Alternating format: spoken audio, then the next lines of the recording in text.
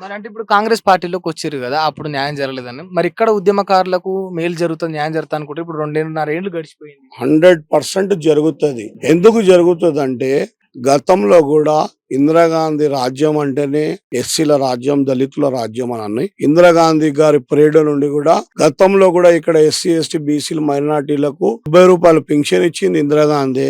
ఇండ్లు ఇచ్చింది ఇందిరాగాంధీ. ప్రతిది కూడా డెవలప్మెంట్ చేసింది కాంగ్రెస్ పార్టీ. తెలంగాణ ఇచ్చింది కూడా సోనియా గాంధీ, కాంగ్రెస్ పార్టీ. రేవంత్ రెడ్డి గారు వచ్చారు. 2.5 ఇయర్స్ అయింది. కొత్త సంసారం ఇది. 10-12 లక్షల వేల కోట్ల రూపాయలు అప్పు చేసిపోయిండు సార్, కేసీఆర్ సార్. ఆ అప్పు ఎవరికి చేసిండు? కాళేశ్వరం ప్రాజెక్టు కట్టిండు, ఏవేవో కట్టిండు. దాని వలన ఎవరికి ఉపయోగం వచ్చింది? ఉద్యమకారులకు వచ్చిందా? చదువుకులకు వచ్చిందా? విద్యార్థులకు కొంతమందికి ఉద్యోగాలు లేకుండా అనేక ఇబ్బందులు పడతా ఉన్నారు. ప్రైవేట్లలో, హోటళ్లలో ఆడిడ జాబ్ చేసుకుంటా ఉన్నారు.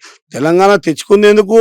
ఇక్కడ పుట్టినోడికి, పెరిగినోడికి జాబ్ రావడానికి, చదువుకోవడానికి, అన్ని విధాలుగా స్వేచ్ఛగా ఉండడానికి. కానీ 10 ఏళ్ళు తెలంగాణ వచ్చిన తర్వాత కూడా నష్టపోయినారు, మోసపోయినారు. కాబట్టి ప్రజలంతా కూడా ఆలోచించి కాంగ్రెస్ పార్టీకి ఓటేసి రేవంత్ రెడ్డి గారిని గద్దెకి ఎక్కించారు.